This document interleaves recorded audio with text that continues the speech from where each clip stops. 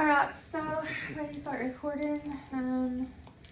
Sorry I'm late, just drama.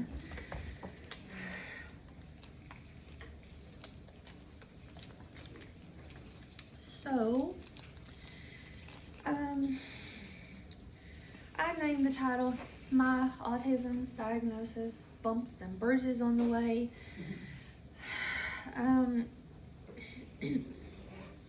So first off, I want to thank Heather and Megan for inviting me to do this. And for all of you guys that bought a copy of my book, thank you. I love you guys and care. No, not that word, but I love you guys a lot. You guys are amazing. So, for everybody else, my name is Lauren Ratcliffe. Hi, nice to meet you. I was a former student here a long time ago. I graduated from here in 2008 with an Associate of Arts degree. And after that, I went to KCU and got my bachelor's degree down there. I was a counseling psychology major, but it ended up being university studies because of my autism and some other stuff. So a little bit about my background.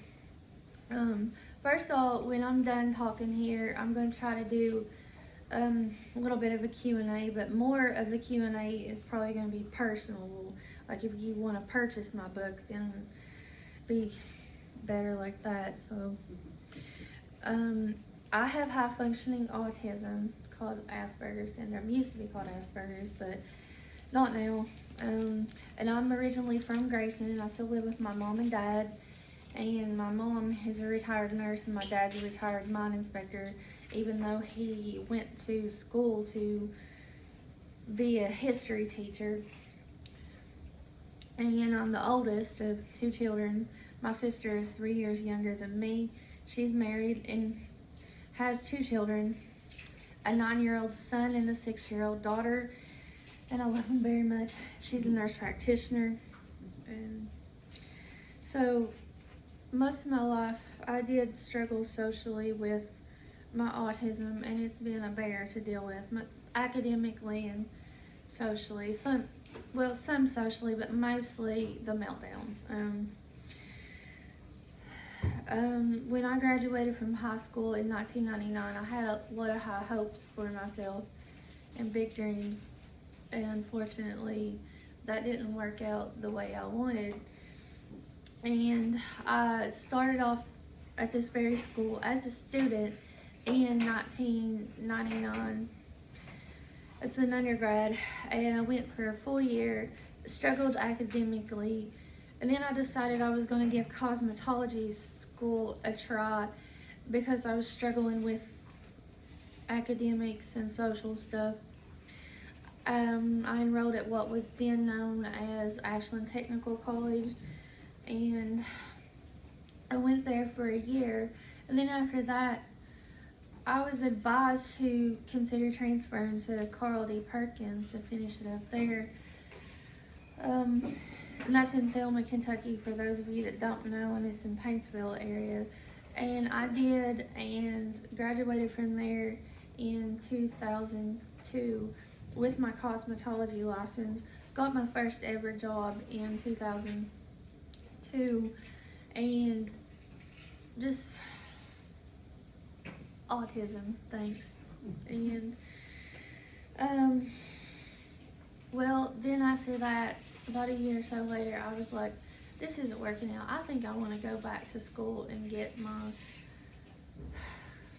degree, college degree. So I started back at ACTC 5 years later. So it was in 2005, it was after high school, 5 years after high school. So I started back and with one class, and then the following year I was back full time, and I graduated with my associate degree in 2008 and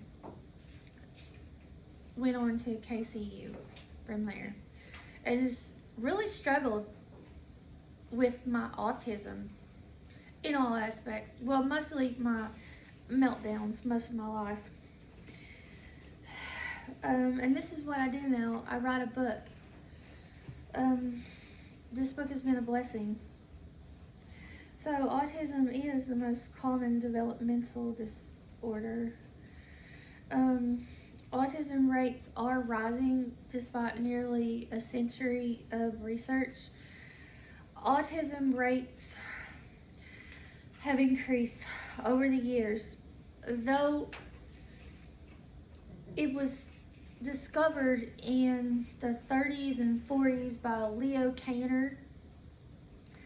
It's been a known condition since then, and since then there's been ongoing research about the disorder.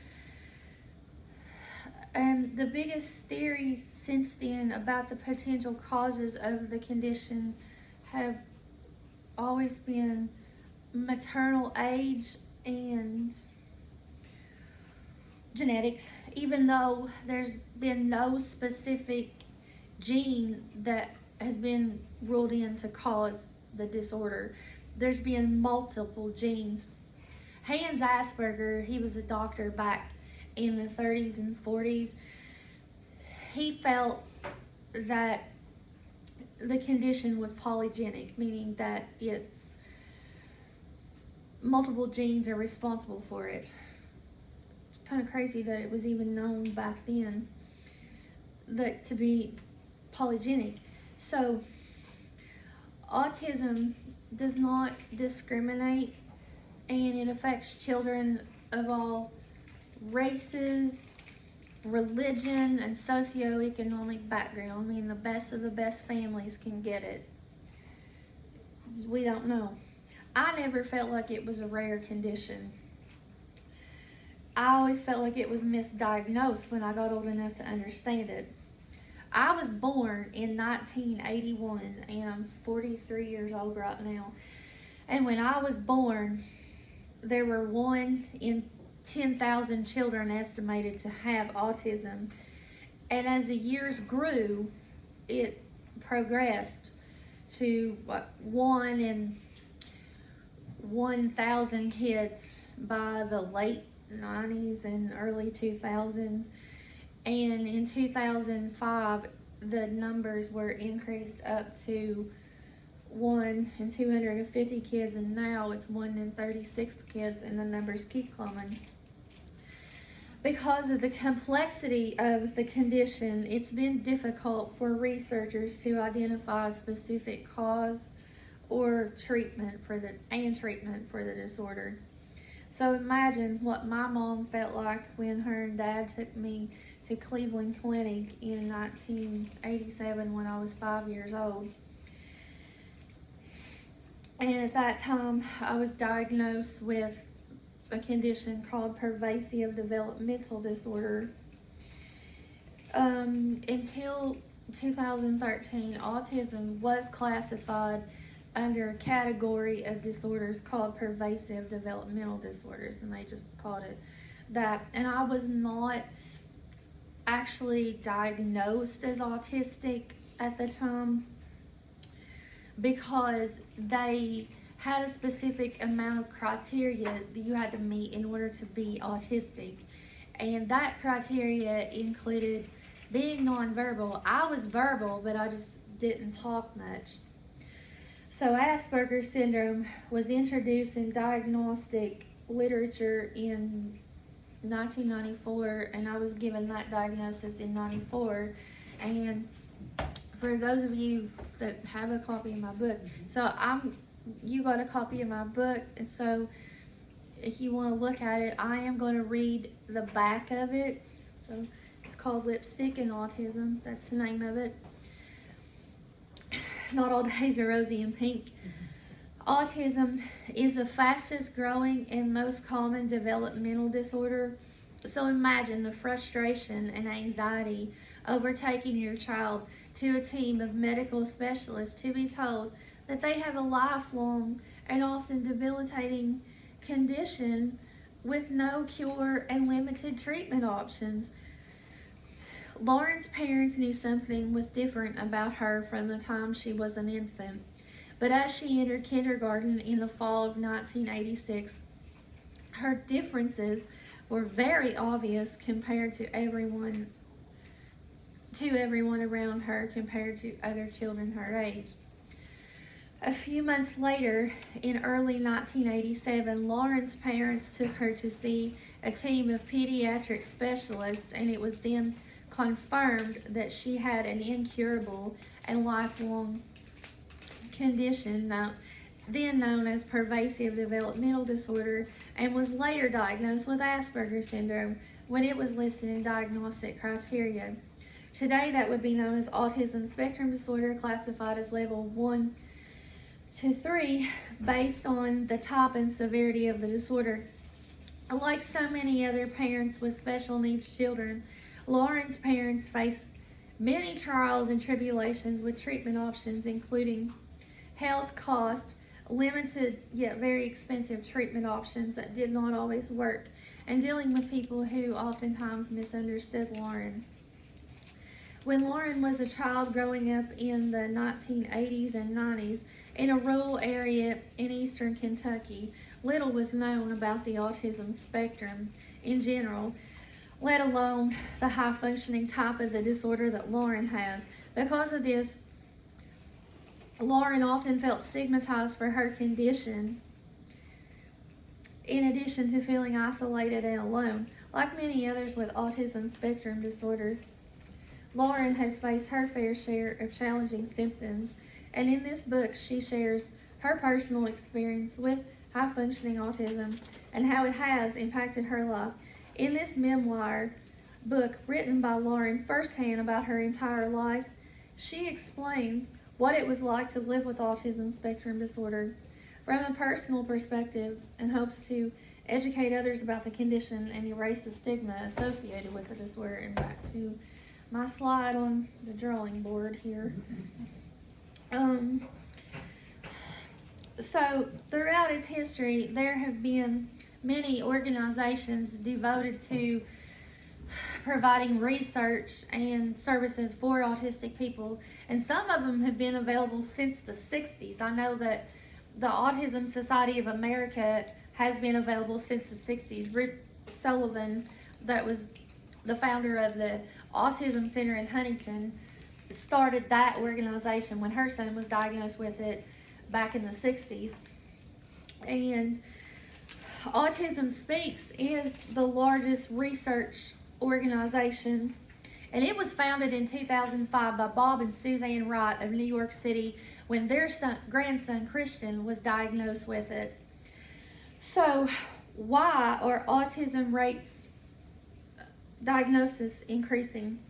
This is my opinion. I'm not a doctor and I'm just a patient. So better awareness of the condition. Parents are having children at older ages, and older ages do increase your risk of certain types of disorders. I know Down syndrome for sure, and it only makes sense that autism is too. It's less of a taboo topic than what it was when I was a kid, and in some cases, like back years ago, before I was born, if you had a condition like that, parents were pushed to put their kids in a mental institution. So autism levels, we got level 1 to 3. I have level 1. It's the least severe and the least common, and I have normal intelligence. And level 2 and 3 are more severe. Level 3 being the most severe, and you're practically nonverbal. So what is autism? It's a neurodevelopmental disorder, meaning that it's a neurological disorder that affects the social and emotional development of a child. Parents oftentimes notice differences about their babies before they turn toddlerhood, but the real autism becomes more noticeable around toddlerhood, and for that reason it makes parents think that the shots could have caused their child's autism, especially the MMR.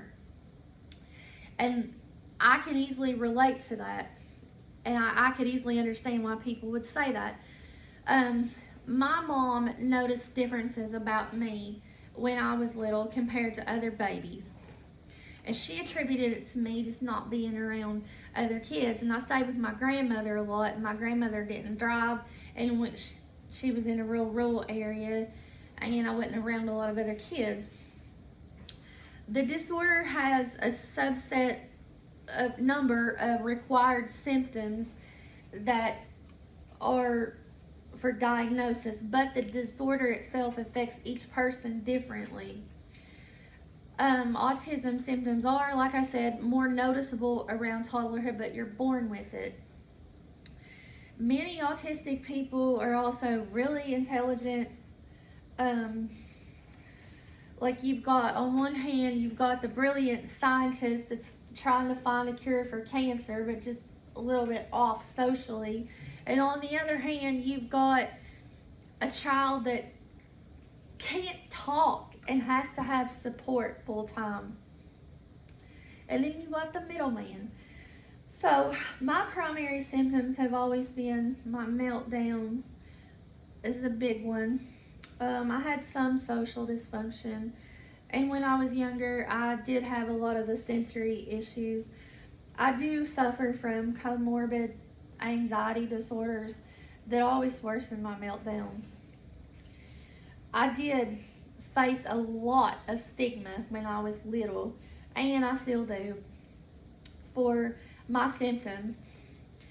Kids bullied me because they didn't understand me, and adults punished me unfairly for my meltdowns that I couldn't control them.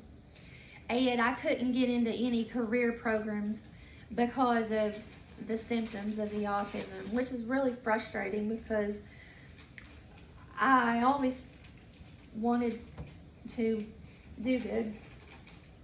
I was also misunderstood as mean, lazy, etc., and I still am to some degree. So autism symptoms are psychiatric in nature, but it's not a true psychiatric illness. Most of my life, I felt alone in my sufferings. I feel like autism is still a very stigmatized condition, even though awareness and services are much better than what they were when I was a kid. So meltdowns. Meltdowns are a temporary loss of control of emotions related to some form of emotional stress and anxiety. When autistic people have meltdowns, many of them will engage in what's called stemming behaviors, in addition to crying, screaming, etc. My friend's son, he only does the stems when he's happy. When I'm upset, I do all kinds of crazy crap. I grind my hands up, and I have to eat on pencils. Not like digest them, but chew on them. And it's caused me issues there. And why stemming? Stemming is a way of releasing energy for autistic people. It's healthy for you to stem, actually. So why meltdowns? Me and other autistics don't tolerate stuff very well, especially unpleasant situations. About a month ago, I don't know how many of you all were affected by the power outages with the Hurricane Helena that hit the Carolinas and Florida a month ago, but we were out of power for 3 days, and I do not tolerate stuff like that very well. And there's stems and meltdowns full on, like level 4. So I have a learning disability, even though I have a really good rote memory, and both of these cause me to be able to remember both good and bad stuff that most people could filter out. And this, unfortunately, has caused my low self-esteem and other stuff that causes anxiety and meltdowns. So changes in routine, the pressure to be socially acceptable, believe it or not, has caused my meltdowns. Yes, I'm not gonna lie. When I say that I was punished unfairly for stuff, punished unfairly for meltdowns, I was. By my teachers and my family, because they didn't understand it back then. Nobody did. So one time when I was in second grade, I got punished harshly by the school principal for meltdowns. I'm not going to go into detail about it. Read about it in my book. And my mom was, and my grandmother were like beyond angry about it. My mom was trying to be cool about it, and she did go to the school board about it. And what did they do about it? Nothing. And my grandmother was even more angry than my mom was. So I've had privileges suspended for meltdowns, and what did it do? It only makes me worse. And the urge to fight to retain the privilege was just intensified more. So what should you do when an autistic loved one has a meltdown? Be supportive and non-judgmental and listen to their concerns.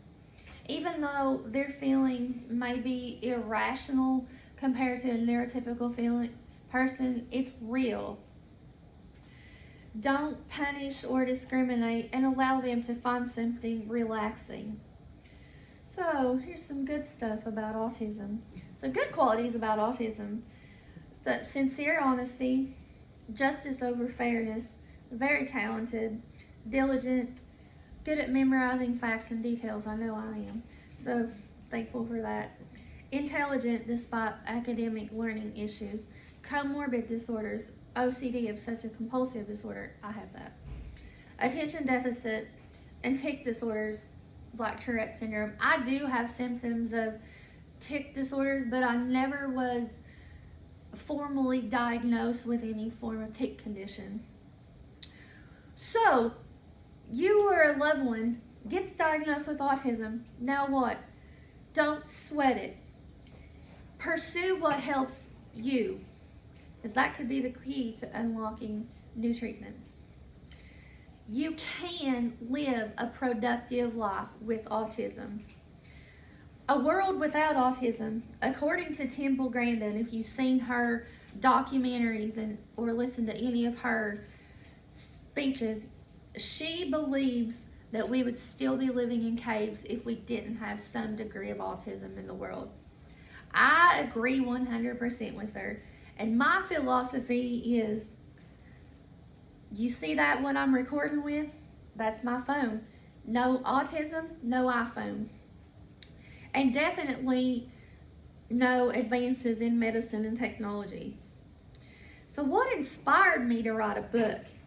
Facing a lot of misunderstandings about a disorder on the autism spectrum when it was poorly understood.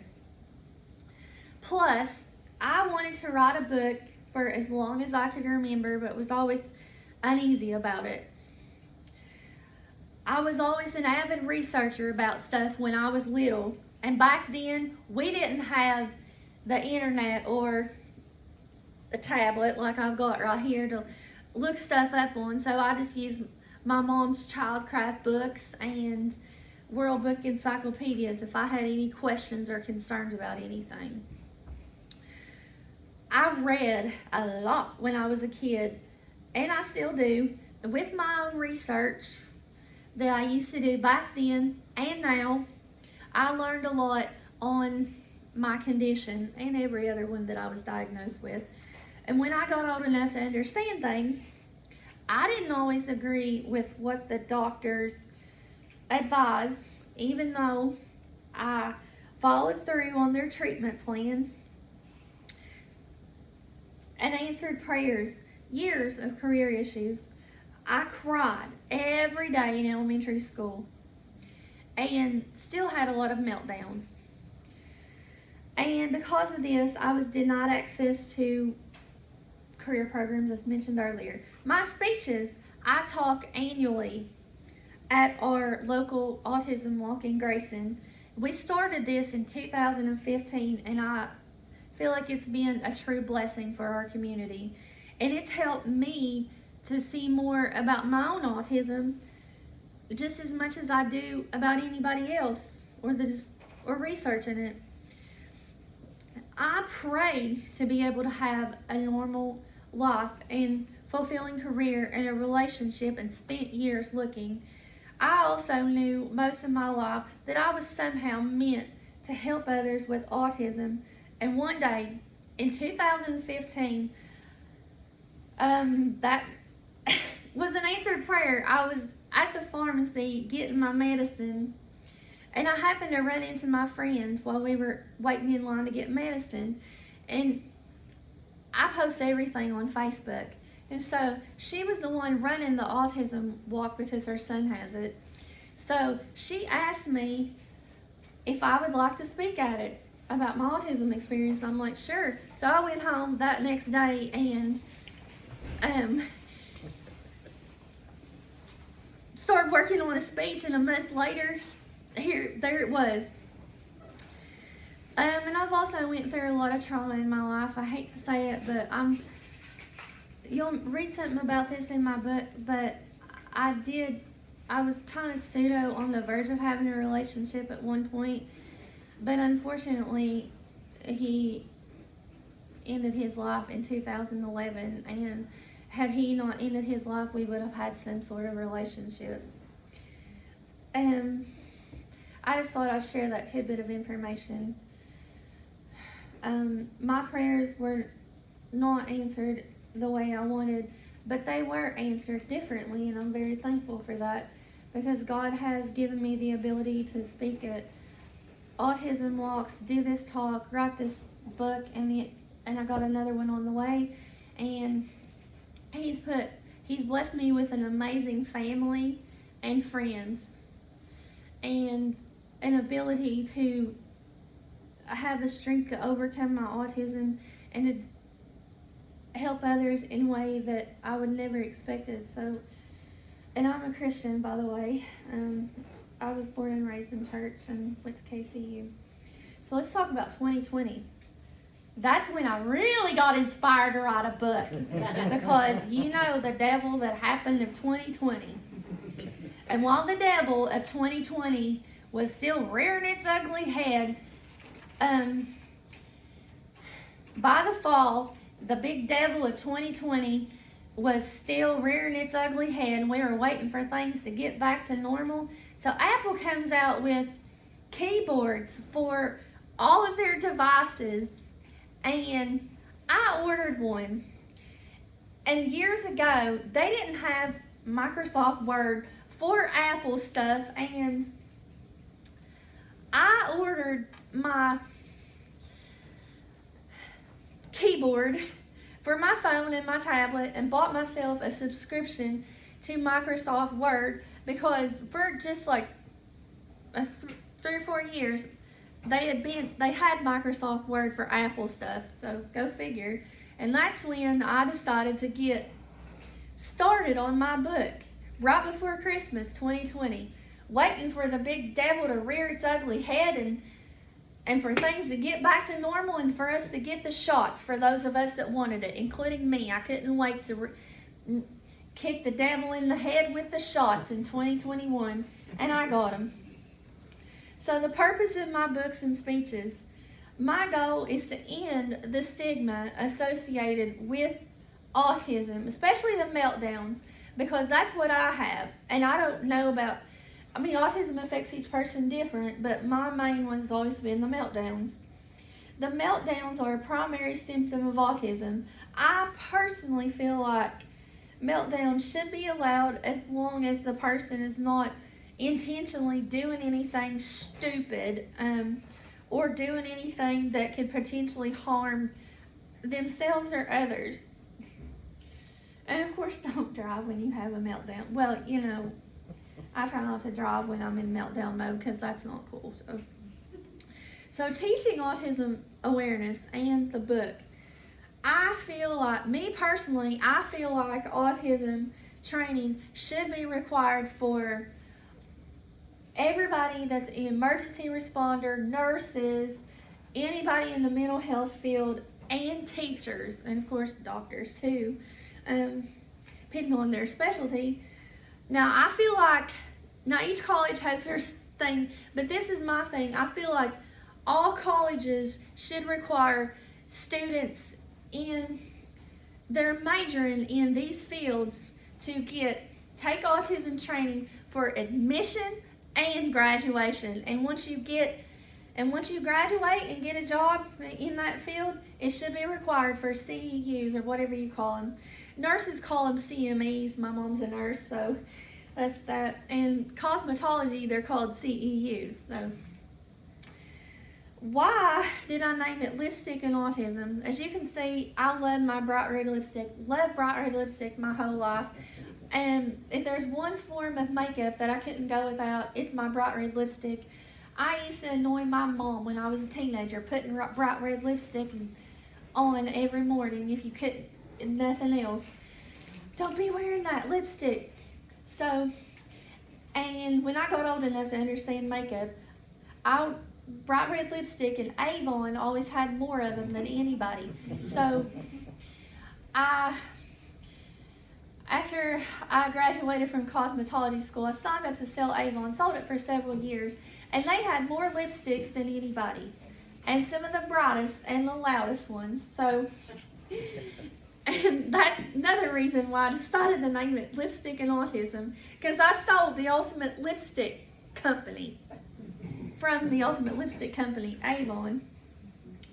And plus, on Facebook one day, I was posting, trying to figure out a title for my book, and a friend on Facebook strongly suggested the name Lipstick and Autism because she always saw me wearing my bright red lipstick. So, an overview of my book. It chronicles my life story of being diagnosed on the autism spectrum and all the trauma that I went through, and I tried to describe every symptom in detail and what went through my mind and what it felt like as a patient to live on the autism spectrum. Now, I'm not going to go into any detail, but if you want to buy it now, I'm done. I want to thank you, and I'm ready for a Q&A if you're interested, but if not, cool. So you always have the option to purchase it on Amazon, and at a later point, I am going to discount it for all the people in the majors that I mentioned and that work in that field, and the retired ones too. So right now it's $17 to purchase face-to-face, $16.99 on Amazon, same price, and $3.99 as an ebook. And if you want to look it out before you purchase it, it is available at both the Boyd and the Greenup County libraries in ebook and in printed format. So I published it in 2023 and started on it in Christmas of 2020. So if you want to purchase it, I'm ready for a Q&A. And does anybody have any questions about it? I'm done. So Lauren, having already read the book, one of my favorite parts is where you talked about the kitten, finding the kitten outside your grandmother's house, and how you use that as kind of an analogy, how you learned to tame that kitten as ways that people can address people with autism. Can you talk about that a little bit? Well, you don't want to force things, and you don't want to just like blow it up either.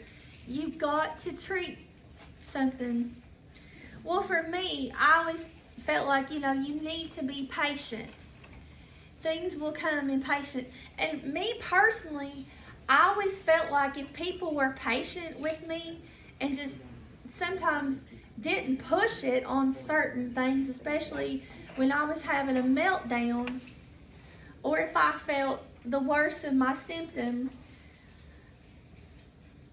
it would help me if they didn't do anything like that.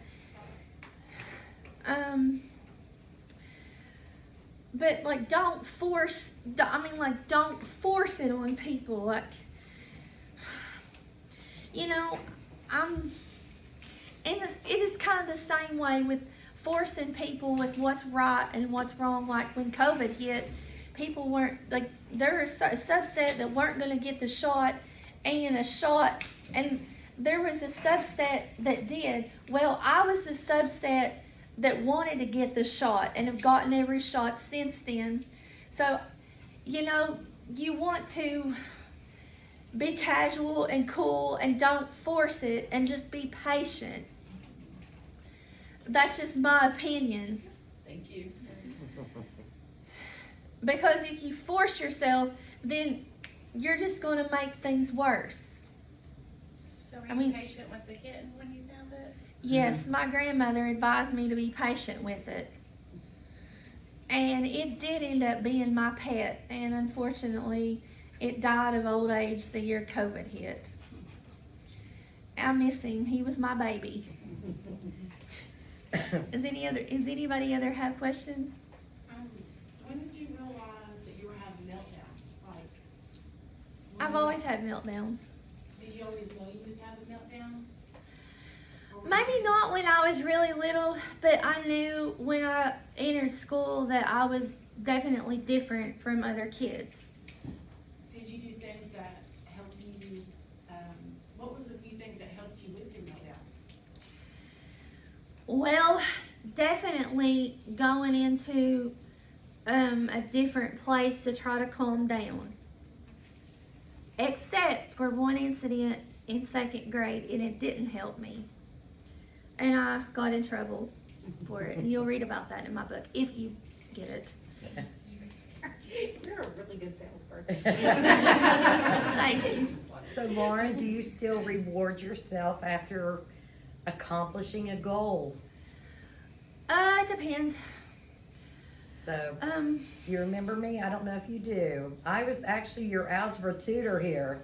Susan, yeah, I do, Susan, yeah. So, can I say, when I was algebra like, yeah. was her downfall, it's in the It book. was, It's it in was the book, so totally read my about it. downfall.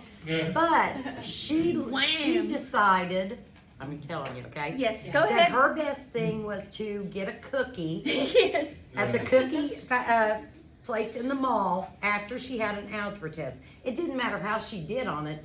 A or an F. She completed A or the an F. test. That was a reward for her. Yeah. So she would always come in with her cookie. So I was wondering Yeah. if you still do that. I do. I try. Yeah, I try. Actually, yes. I've been selling my books at fairs, and I've been trying to cut back on certain foods because I felt like I needed to lose some weight, and I felt like if I was going to treat myself with any food, it was going to be at a vendor fair when I sold my book, whether I did it or not. So, Okay. anybody Well, else I thought questions? that was probably interesting. Yes. The rewards. I like that. So Yeah. I remember it. So 20 years later. Does anybody else have any questions? What was it like getting the book published? Very expensive. That's the worst part of it. And picking out the title. When I saw the title though, Heather is the one that had said that she ran into you and that Yeah. you had written your book, and it just seemed so perfect. Okay, Because I yeah. did remember you that way, wearing lipstick. Yeah, I did. I wore a lot of it. Is anybody else before? See, I'm scheduled to end. You are, it's fine. Oh, It's, I think our next one isn't until 12:15. Okay, if there's anybody else that has any questions, go. Any questions, any answers? I can do it. Lauren, I just want to say that, and I think I speak for everyone in this room, that your story is so full of inspiration and success, and I am going into the field of social work, and I currently, the facility that I work at, we have kids that are autistic, and I've also been around kids with Down syndrome and, Oh, yeah. other disabilities, but I know these kids, they want so much to be a part of, to not Yes. feel that they're exiled or feeling like an outsider, but I just wanted to say that your story has really Yeah. inspired me, so I just wanna say thank you so much. Oh, you're I welcome. appreciate it, yes. Thank you. Someone who's logged in, Vicki McGinnis, said thank you for sharing your story. You're Very welcome. inspirational. Thank you.